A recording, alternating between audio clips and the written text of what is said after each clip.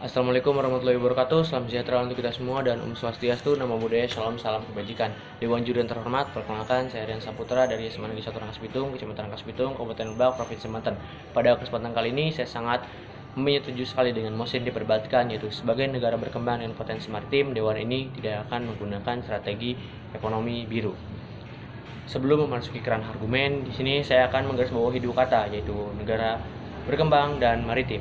Negara berkembang menurut Kamus Besar Bahasa Indonesia adalah negara yang memiliki ciri-ciri seperti pertanian tradisional yang merupakan faktor produksi primer. Sedangkan maritim menurut Kamus Besar Bahasa Indonesia adalah sebagai berkenaan dengan laut yang berhubungan dengan pelayaran dan perdagangan laut.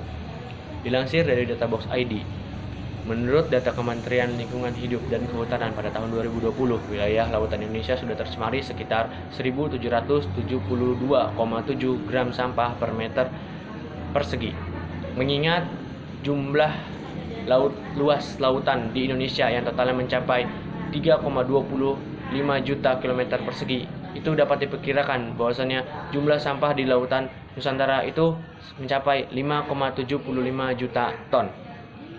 Seperti yang dikatakan oleh Dr. Nani Hendrianti, pejabat Kementerian Koordinator Kemaritiman dan Investasi, menyebut ada sekitar 521.540 ton sampah yang masuk ke Indonesia pada tahun 2020 dan sekitar 12.785 ton berasal dari aktivitas laut. Ketika kita menerapkan strategi ekonomi biru dengan alih itu merupakan pembangunan dengan mengandalkan sumber daya kelautan atau potensi kemaritiman, saya rasa itu sangatlah tidak tepat dan sangatlah tidak sesuai, karena dengan kita hanya mengandalkan sumber daya kelautan atau potensi maritim yang ada di Indonesia, itu sama saja dengan kita merusak laut atau maritim yang ada di Indonesia, dan itu saya rasa dapat menimbulkan dampak-dampak yang begitu luas, seperti banyaknya sumber daya kelautan yang nantinya akan habis dan punah. Seperti yang dilansir dari sindonews.com, pada tahun 2021 saja banyak kapal-kapal asing yang masuk ke Indonesia untuk menangkap ikan-ikan yang ada di sana. Nah, itu belum kita terapkan tentang strategi ekonomi biru. Apalagi ketika kita sudah menerapkan strategi ekonomi biru, mungkin berapa sumber daya kelautan yang nantinya akan habis dan punah. Dan selain itu, Undang-Undang Nomor 32 tahun 2014 tentang Negara Kesatuan Republik Indonesia sebagai negara yang memiliki sumber daya alam yang melimpah dan dapat dikelola secara berkelanjutan untuk memenuhi kesejahteraan umum. Saya rasa itu dapat dipakai, saya rasa itu dapat digunakan. Dengan kita tidak mengandalkan sumber daya kelautan saja, atau kita mengandalkan sumber daya yang lain seperti bidang agraris dan sektor jasa pariwisata ataupun migas, itu dapat menopang ekonomi Indonesia. Dan ketika kita hanya mengandalkan ekonomi kelautan saja, saya rasa itu sangatlah tidak tepat, karena pada dasarnya saja Indonesia itu, pemasukan ekonomi Indonesia itu sekitar 80% itu berasal dari pajak, dan selanjutnya itu disusul oleh sektor jasa dan migas, dan kelautan itu hanyalah 3,7% saja gitu. Dan selain itu,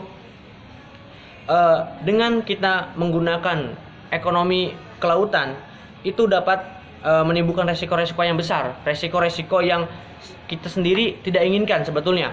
Dan seperti pencemaran laut, ataupun nantinya bakal banyak orang-orang yang memanfaatkan kelautan Indonesia dengan dalih itu merupakan strategi ekonomi biru gitu.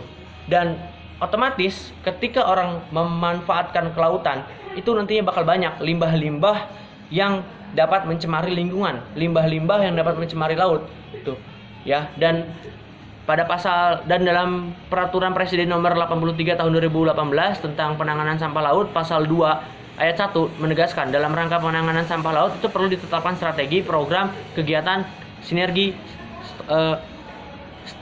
dan secara terstruktur dan terarah untuk mengurai jumlah sampah di lautan, terutama sampah plastik, dalam bentuk rencana aksi nasional penanganan sampah lautan tahun 2018 sampai tahun 2025. Selain itu, Peraturan Menteri Perhubungan Nomor 29 Tahun 2014 tentang pencegahan pencemaran laut maritim, Peraturan Pemerintah Nomor 21 tentang Peraturan Pemerintah Nomor 21 Tahun 2010 tentang perlindungan lingkungan maritim. Dan saya rasa dengan menggunakan strategi ekonomi biru itu sangatlah strategi yang menurut saya itu tidak efektif untuk dilakukan di Indonesia, karena mengingat yang tadi saya sudah katakan bahwasannya dengan menggunakan ekonomi biru itu dapat yang namanya menimbulkan masalah-masalah, bukan malah solusi yang akan kita hadapi gitu. Dan saya lebih menyarankan untuk pemerintah sebaiknya untuk agar lebih memanfaatkan sektor-sektor lain seperti bidang agraris, bidang sektor jasa pariwisata, itu akan lebih dikembangkan lagi daripada kita harus menerapkan strategi ekonomi biru. Dan saya sangat setuju dengan dewan ini gitu untuk tidak menerapkan strategi ekonomi biru karena itu dapat merusak atau dapat mengganggu sumber daya yang ada di lautan. Dan selain itu kita juga bisa memanfaatkan sektor-sektor lain seperti perbankan misalnya, dengan sektor pajak gitu. Dan saya yakin dengan saran-saran atau dengan strategi-strategi yang tadi saya sudah bicarakan itu dapat meningkatkan perekonomian Indonesia. Jadi kita tidak hanya melulu mengandalkan kelautan atau mengandalkan sektor maritim saja. Karena biar bagaimanapun lautan atau kemaritiman di Indonesia itu harus kita jaga supaya anak cucu kita itu nanti bisa melihat dan bisa menikmati indahnya kelautan dan maritim yang luas ini. Dan saya yakin dengan kita menerapkan ekonomi biru itu luas lautan Indonesia yang totalnya tadi saya sudah katakan sebesar 3,25 juta kilometer itu pastinya akan banyak jumlah sampah-sampah di lautan, karena pastinya orang-orang itu akan memanfaatkan laut, akan memanfaatkan kelautan atau maritim sebagai penopang ekonomi mereka gitu. Dan dengan ini saya dari tim pemerintah sangat menyetujui sekali dengan mosi yang diperdebatkan dengan data-data dan argumen-argumen yang tadi saya sudah katakan bahwasannya dengan menggunakan strategi ekonomi biru itu bukanlah solusi yang tepat yang dilakukan oleh pemerintah dalam hal pemanfaatan sumber daya kelautan, ataupun dalam hal menopang ekonomi negara. Karena buktinya masih banyak lagi sumber-sumber lain yang dapat menopang ekonomi negara seperti pajak misalnya, sektor jasa dan keuangan atau sektor pariwisata. Itu kita bisa manfaatkan dan kita kembangkan, tidak melulu tentang kelautan dan maritim. Terima kasih.